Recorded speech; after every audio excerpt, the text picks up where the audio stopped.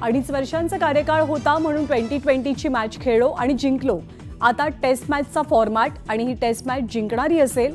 मुख्यमंत्री देवेंद्र फडणवीसांचा विरोधकांना मिश्किल टोला। माझे राजकारण सकारात्मकतेचं, मी राजकारणी नाही, मला राजकारण करता येत नाही। मुख्यमंत्री फडणवीसांचा विरोधकांना टोला। मला गडचिरोलीचा पालकमंत्री व्हायला आवडेल। मुख्यमंत्री देवेंद्र फडणवीसांचं मोठं विधान। संतोष देशमुख हत्या प्रकरणी बीडमध्ये 28 जानेवारीला सर्वपक्षीय मोर्चा। शरद पवार मोर्चामध्ये सहभागी होणार।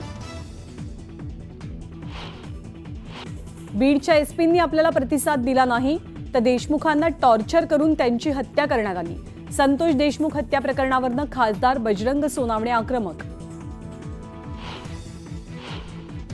लागवड निम्म्यावरती आल्यामुळे पुढच्या वर्षी कांद्याची टंचाई निर्माण होण्याची शक्यता।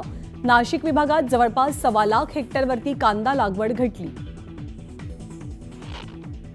नाशिकमध्ये गोवंश हत्या झाल्याच्या संशयावरून तणाव।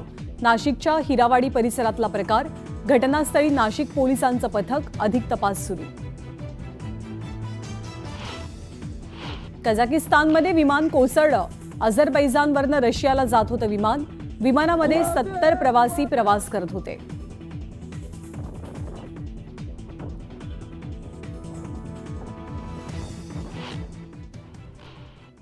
आणि यानंतर आपण 100 बातम्यांचा वेगवान आढावा घेणार आहोत। पालकमंत्री पदाबाबत मुख्यमंत्र्यांचं मोठं वक्तव्य। गडचिरोलीचं पालकमंत्रीपद आपण आपल्याकडेच ठेवू इच्छितो असं देवेंद्र फडणवीस म्हणाले। पालकमंत्री पदाबाबत बावनकुळे निर्णय घेतील अशी माहिती त्यांनी दिली। सत्ता याआधीही आपल्या डोक्यात गेलेली नव्हती आणि यानंतर कधीच आपल्या डोक्यात जाणार नाही। केवळ पारदर्शी कारभार करणं हाच आपला अजेंडा आहे। आपण राजकारणी नाही, राजकारण करणार नाही असं वक्तव्य देवेंद्र फडणवीसांनी केलं। आम्ही भुजबळांच्या बाबतीत योग्य मार्ग काढू। शिंदे, अजित पवार आणि आपण एकत्र मिळून त्यांच्याबाबत नक्कीच मार्ग काढू असं फडणवीसांनी म्हटलंय। बीड जिल्ह्याला विनाकारण बदनाम करू नका। बीड आणि परभणीचं पर्यटन करू नका। बीडमध्ये कुणाचीही दादागिरी चालू देणार नाही असं आश्वासन राज्याच्या मुख्यमंत्र्यांनी दिलंय। लोकसभेनंतर वन डे खेळून चालणार नव्हतं हे आम्हाला ठाऊक होतं, म्हणूनच आम्ही T20 खेळलो। मी, एकनाथ शिंदे आणि अजित पवार तिघेही एकत्र काम करतात। आता आमची टेस्ट मॅच सुरू झाली आहे आणि ही टेस्ट मॅचही आम्ही जिंकणार असा विश्वास देवेंद्र फडणवीसांनी व्यक्त केला। काँग्रेसने डॉक्टर बाबासाहेब आंबेडकर, स्वातंत्र्यवीर सावरकरांचा वेळोवेळी अपमान केलाय। यामुळे आता काँग्रेसनं माफी मागायला हवी अशी मागणी करत मुख्यमंत्री देवेंद्र फडणवीसांनी काँग्रेसवर हल्लाबोल केला। देवेंद्र फडणवीसांनी विरोधकांवरती टीका केली आहे। विरोधकांच्या फेक नरेटिव्हचा आम्हाला लोकसभेत मोठा फटका बसला, त्यातून आम्ही शिकलो आणि काम करून विजयी झालो। जनतेला आमच्याकडनं अपेक्षा आहेत आणि या अपेक्षा आम्ही पूर्ण करू असा विश्वास त्यांनी व्यक्त केला। 2014 साली आपण मुख्यमंत्री असताना अनेकांनी आपल्या कार्यक्षमतेवरती प्रश्नचिन्ह उपस्थित केलं, मात्र आपण महाराष्ट्रातल्या कोणत्याच विभागावरती कधीच अन्याय केला नाही। विदर्भातली अनेक कामं मार्गी लावली, अनेक विकास प्रकल्पही पूर्ण केलेत असं वक्तव्य राज्याच्या मुख्यमंत्र्यांनी केलंय। लाडकी बहीण योजनेचा डिसेंबर महिन्याचा हप्ता महिलांच्या खात्यामध्ये येण्यास सुरुवात झाली अशी माहिती राज्याच्या मुख्यमंत्र्यांनी दिली आहे। उपमुख्यमंत्री एकनाथ शिंदे उद्या दिल्लीला जातात। पदभार स्वीकारल्यानंतर पंतप्रधान मोदी, अमित शहा आणि JP नड्डांची ते भेट घेतील। ही एक सदिच्छा भेट असल्याची माहिती सूत्रांनी दिली आहे। मुख्यमंत्री सध्या ॲक्शन मोडमध्ये आलेत।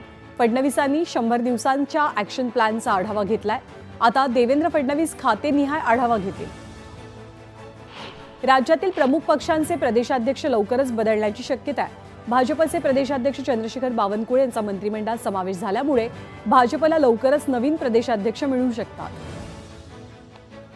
काँग्रेसचे प्रदेशाध्यक्ष नाना पटोलेंनी विधानसभा निवडणुकीच्या पराभवाची जबाबदारी स्वीकारत आपल्या पदाचा राजीनामा दिलाय। त्यांनी तो काँग्रेस अध्यक्षांकडे सुपूर्द केलाय। यामुळे काँग्रेसलाही नवीन प्रदेशाध्यक्ष मिळण्याचे संकेत मिळतात। शरद पवार यांच्या पक्षाचे प्रदेशाध्यक्ष जयंत पाटील यांची पदाची टर्म पूर्ण झाली आहे। अशातच विधानसभा निवडणुकीत पराभव झाल्यामुळे पक्ष आता नवीन प्रदेशाध्यक्षाच्या शोधात असून संधी कुणाला मिळणार याकडे नजरा लागल्यात।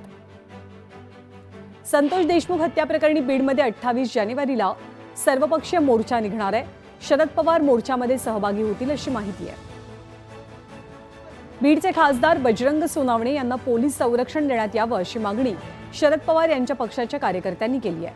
त्यासाठी कार्यकर्त्यांनी पोलीस अधीक्षकांकडे निवेदन सादर केलं आहे.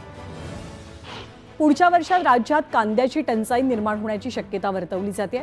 कांद्याची लागवड निम्म्यावरती आल्याचं कृषी विभागाच्या अहवालातून समोर आलंय. 1.25 लाख हेक्टरवरती होणारी कांद्याच्या लागवडीचं प्रमाण आता घटलेलं आहे. ख्रिसमस आणि नव्या वर्षांच्या सुट्ट्याच्या पार्श्वभूमीवर तुळजापूर मंदिर संस्थाननं मोठा निर्णय घेतलाय. या निर्णयानुसार मंदिर दररोज 22 तास भाविकांना दर्शनासाठी खुलं ठेवलं जाईल. पुणेकरांना आज आणि उद्या पाणी जपून वापरावं लागणार आहे. गुरुवारी पुण्यातल्या अनेक भागात पाणी पुरवठा बंद असेल. भवानी पेठेतील जलवाहिनीच्या दुरुस्तीसाठी हा निर्णय घेण्यात आलाय. ईडीसाठी सर्वोच्च न्यायालयानं महत्त्वाचा निकाल दिलाय. लॅपटॉप आणि मोबाईलवरील डेटा परस्पर कॉपी करण्यास मनाई करण्यात आली आहे. व्यक्तीच्या खासगीपणाचा अधिकार भंग करण्यास ईडीला परवानगी नाही असं न्यायालयानं म्हटलंय. कोकणातले समुद्र किनारे पर्यटकांना आकर्षित करतात. सलगच्या सुट्ट्यांमुळे पर्यटकांनी समुद्रकिनारी मोठ्या प्रमाणात गर्दी केली आहे. नाताळच्या सुट्ट्या लागताच पर्यटन स्थळांसोबत धार्मिक तीर्थस्थळांवरही भाविकांनी मोठ्या संख्येनं गर्दी केली आहे. देशातले लाखो भाविक शिर्डी साईबाबांच्या दर्शनासाठी दाखल होतात. सलगच्या सुट्ट्यांमुळे नाताळ आणि नवीन वर्षाचं निमित्त साधून पर्यटक मोठ्या प्रमाणात ताडोबात येतात. त्यामुळे ताडोबाची सर्व प्रवेशद्वारं पर्यटकांनी फुलून गेली आहेत. नाताळच्या सुट्टीमध्ये आनंद लुटण्यासाठी रत्नागिरीत आलेल्या पर्यटकांनी बंदरातील मासळी खरेदीला पसंती दिली. हर्णे बंदरातील लिलावामध्ये ताजे मासे खरेदी करण्यासाठी पर्यटकांनी मोठी गर्दी केलेली. ख्रिसमस आणि न्यू इयरसाठी अनेक जण फिरण्यासाठी म्हणून बाहेर पडलेत. यावेळी मुंबई पुणे महामार्गावरती वाहनांच्या 4 ते 5 किलोमीटरपर्यंत लांबच लांब रांगा लागल्यात. नाताळच्या सुट्टीमध्ये फिरायला जाणाऱ्यांची संख्या वाढल्यामुळे विमान कंपन्यांनी तिकीट दरात वाढ केली आहे. मुंबईच्या विमान प्रवासासाठी 1408 रुपये अधिकचे मोजावे लागतात. सोलापुरात मोठ्या उत्साहात ख्रिश्चन बांधवांकडनं ख्रिसमसचा सण साजरा करण्यात आला. चर्चमध्ये मोठी विद्युत रोषणाई करण्यात आली. त्यासोबत फटाक्यांची आतषबाजी सुद्धा झाली. तानाजी सावंतांच्या पुतळ्याला धमकी दिल्याप्रकरणी शिवसैनिक आक्रमक झालेत. धाराशिव परंडा राज्य महामार्ग शिवसैनिकांनी अडवून धरलाय. जवळपास 2 तास रास्ता रोको आंदोलन सुरू होतं. बुलढाणा जिल्ह्यातील संग्रामपूर तालुक्यात संविधान संरक्षण समितीकडनं भव्य मोर्चा निघाला. संविधान आणि बाबासाहेबांचा अपमान करणाऱ्यांवरती कारवाई करण्यात यावी अशी मागणी या मोर्चाद्वारे करण्यात आली. बीड शहरातल्या प्रमुख रस्त्यावरती विद्युत तारा उघड्यावरती टाकल्यानं मोठी दुर्घटना होण्याची शक्यता आहे. मात्र याकडे महावितरणसह पालिकेनंही दुर्लक्ष केलंय.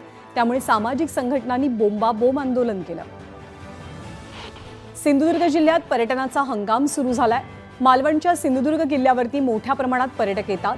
त्यांना लाईफ जॅकेट अनिवार्य करण्यात आलंय. मुंबईतल्या बोट दुर्घटनेनंतर प्रशासनाला जाग आली आहे. वसईतील टिवरी ग्रामपंचायतीमध्ये बॅलेट पेपरवरती निवडणुका घेण्याचा ठराव ग्रामसभेत मंजूर झालाय. यावेळी टिवरीतल्या ग्रामस्थांनी ईव्हीएम मशीन विरोधात आवाज उठवत बॅलेट पेपरवरती मतदान घेतलं जावं असा ठराव पारित केलाय. गडचिरोलीच्या अहेरी नगरपंचायतीच्या नगराध्यक्ष उपनगराध्यक्षांसह 8 नगरसेवकांना जिल्हाधिकाऱ्यांनी अपात्र ठरवल्यामुळे राजकीय वर्तुळात खळबळ उडाली आहे. बेकायदेशीर अतिक्रमणाला नियमाकुल करण्याचा प्रस्ताव पारित करण्यात आल्यामुळे जिल्हाधिकाऱ्यांनी हा निर्णय घेतला. माओवाद्यांच्या संघटनेनं त्यांच्या मृत नेत्यांच्या स्मृतीत बांधलेलं देशातलं सर्वात मोठं स्मारक पडलंय. छत्तीसगडच्या विजापूर जिल्ह्यातील कोतमपल्ली या गावामध्ये माओवाद्यांनी हे स्मारक बांधलेलं. जिल्हा पोलीस दल, कोब्रा बटालियन आणि सीआरपीएफ यांनी संयुक्तरित्या हे स्मारक नष्ट केलंय. कोल्हापूरच्या राधानगरीतल्या एका शेतकऱ्याच्या मुलानं इस्रोमध्ये शास्त्रज्ञ पदाला गवसणी घातली आहे. रोहित विद्या लक्ष्मण पाटील असं या तरुणाचं नाव आहे. त्याच्या यशामुळे जिल्हाभरातनं त्याच्यावरती कौतुकाचा वर्षाव होतोय. सोलापूरच्या बार्शीमध्ये 4 दिवसात दुसऱ्यांदा वाघ वनखात्याच्या कॅमेऱ्यात ट्रॅप झालाय. ढेबरेवाडी तलाव परिसरात वाघाची भ्रमंती होत असल्याचं या दृश्यांमधनं स्पष्ट होत आहे. नाशिकमध्ये गोहत्येच्या संशयावरनं तणाव निर्माण झालाय. नाशिकच्या हिरावाडी परिसरातील धक्कादायक प्रकार समोर आलाय. पंचवटीतील हिरावाडीत गोवंशाचे अंश सापडलेत.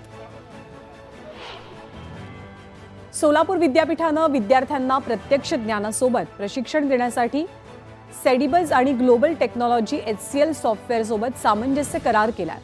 त्यामुळे विद्यार्थ्यांना आता प्रत्यक्ष ज्ञानासोबतच प्रशिक्षण सुद्धा मिळू शकणार आहे. कल्याणमधल्या अल्पवयीन मुलीवरती अत्याचार करून तिची हत्या केल्याप्रकरणी कल्याण पूर्वेतल्या नागरिकांनी मोर्चा काढलाय. यावेळी काळ्या फिती बांधून नागरिकांनी मोर्चा काढला.